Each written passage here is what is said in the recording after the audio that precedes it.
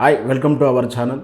తెలంగాణ కుంభమేళా ఈ దేశంలో అత్యంత ప్రజాదరణ ఉన్నటువంటి జాతర సమ్మక్క సారలమ్మ జాతర. సమ్మక్క సారాలక అడవి బిడ్డల దేవత, గిరిజనుల దేవత. దక్షిణ భారతదేశంలో అత్యధిక మంది హాజరయ్యే జాతర సమ్మక్క సారాలక జాతర. ప్రతి 2 సంవత్సరాలకోసారి జరిగే జాతర కుంభమేళను తలపిస్తుంది. తెలంగాణలో ములుగు జిల్లాలో ఉన్నటువంటి తాడ్వాయి మండలంలో ఉన్నటువంటి మేడారం జాతర అశేష జనవాహినితో వైభవంగా జరుగుతుంది. ఈ నెల 22 నుంచి జరిగే ఈ వేడుకలకు దేశవ్యాప్తంగా చాలామంది వస్తారు. అయితే ఈ మేడారం జాతరకు వెళ్ళే భక్తులకు ఒక సూచన ఏమిటంటే, వెళుతున్నటువంటి క్రమంలో దారిలో చూసుకోవలసినటువంటి టూరిస్ట్ ప్లేస్లు చాలా ఉన్నాయి. మీరు కనుక తెలంగాణలో మేడారం జాతరకు వెళ్తూ ఉంటే దారిలో ఉన్నటువంటి టూరిస్ట్ ప్లేస్లు కూడా చూసే అవకాశం ఉంటుంది. వాటిని కూడా చూసి తరించండి అంటూ ఒక సూచన చేస్తున్నాం. అయితే ముఖ్యంగా ఏ విధంగా ఎట్నుంచి వెళ్తే ఏ ఏ పుణ్యక్షేత్రాలు వస్తాయి, టూరిస్ట్ ప్లేసెస్ వస్తాయి ఒకసారి వివరంగా తెలుసుకుందాం. ముఖ్యంగా మొదట హైదరాబాద్ నుంచి వెళ్తున్నప్పుడు మనకు మొదటిగా వచ్చేది యాదగిరిగుట్ట. మనందరికీ తెలిసిందే.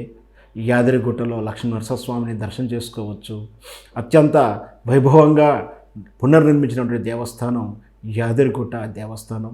మనం అక్కడ పాత యాదగిరిగుట్టను, కొత్త యాదగిరిగుట్ట 2 కూడా దర్శించుకొని అటునుంచి భువనగిరికి వెళ్తే భువనగిరి కిలా ఉంటుంది, భువనగిరి రాజుల కోట ఉంటుంది.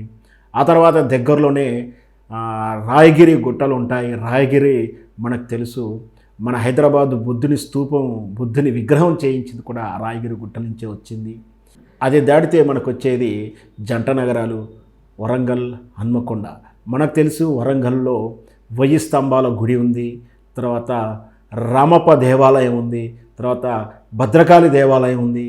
దానితో పాటు కాకతీయుల కళాతోరణం ఉంటుంది. కాకతీయుల కళాతోరణం మనం వెళ్తూనే దారిలోనే కనిపిస్తుంటుంది. వరంగల్ నగరంలో కాకతీయ రాజుల నాటి దేవాలయాలు, వాళ్ళ కట్టడాలు, ఆ కోటలు, ఆ భవనాలు ఇప్పటికి కూడా మనం చూడవచ్చు. ఈ రామప్ప దేవాలయం మనకు తెలుసు వరల్డ్ హెరిటేజీలో గుర్తింపు పొందింది రామప్ప దేవాలయం. భద్రకాళి దేవాలయం, ఆ తర్వాత 1000 స్తంభాల గుడి. ఈ విధంగా వరంగల్లో చూడదగినటువంటి చాలా ప్లేస్లు ఉన్నాయి.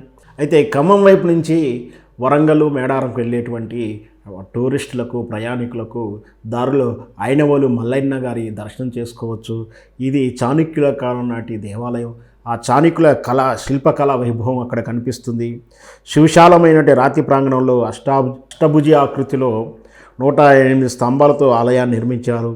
ఆ చుట్టూ గర్భాలయాలు, చుట్టూ అంతర్గత ప్రదక్షిణ మార్గం, ఎక్కడ చూసినా కూడా చాణక్యుల నాటి కళా వైభవం, ఆనాటి సంస్కృతి అంతా కూడా వైభవంగా ఉంటుంది. ఇలా మనం హైనవల్లో మల్లన్న గారి దర్శనం చేసుకోవచ్చు. ఆ తర్వాత మనం మేడారంకి దరిదాపుల్లో వెళ్తుంటాము. ములుగు జిల్లా దాకా ప్రయాణిస్తున్నప్పుడు ములుగు జిల్లాలోనే ఎంట్రీ కాగానే మనకు లక్నవరం అనే ఒక చెరువు ఉంటుంది. ఆ చెరువు పక్కన అది కేరళ అందాలను మించినటువంటి అందాలు ఉన్నాయి. మనకు తెలుసు ఈ మధ్యకాలం లక్నవరంలో ఆ వేలాడే బిర్జి ఉండడం, అక్కడ సుందరమైనటువంటి దీపాలు, వాతావరణం అవన్నీ కూడా కేరళ వాతావరణం తలపించినటువంటి వాతావరణం. ఇప్పుడు మనకు తెలుసు ఒక తెలుగు చిత్రాలే కాదు, తెలుగు, తమిళ్, మలయాళం, కన్నడ చిత్రాలే, హిందీ చిత్రాలు కూడా అక్కడ షూటింగ్ జరుపుకుంటున్నాయి. అంతమంటి సుందరమైనటువంటి ప్రదేశాన్ని ఖచ్చితంగా తెలంగాణ వాళ్ళు చూడవచ్చు.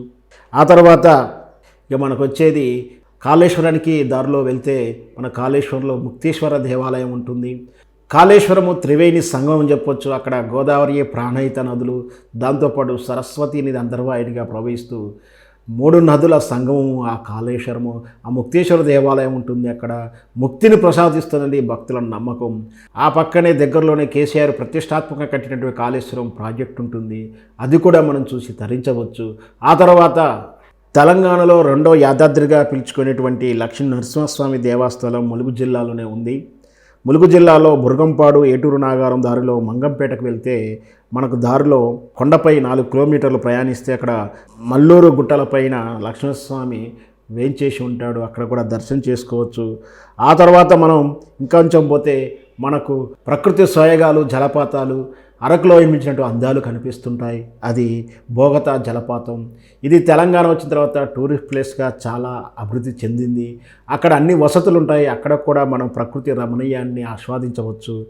అయితే ఇది వర్షాకాలంలో వర్షాలు వస్తున్నప్పుడు కాస్త ఇంకొంచెం అందంగా ఉంటుంది. వర్షాలు లేనప్పుడు సాధారణ నీటిధార మాత్రమే ఉంటుందని తెలుస్తుంది. మొత్తం మీద ఈ విధంగా మేడారం వెళ్ళే భక్తులు కేవలం మేడారానికే వెళ్లకుండా దారిలో కనిపించేటువంటి ఇట్లాంటి టూరిస్ట్ ప్లేస్ కూడా దర్శనం చేసుకునే అవకాశాలు ఉంటాయి. మీరు కూడా తరించండి. ప్రయాణం చేస్తున్నప్పుడు వీటిని దర్శనం చేసుకొని తన్మయం చెందండి.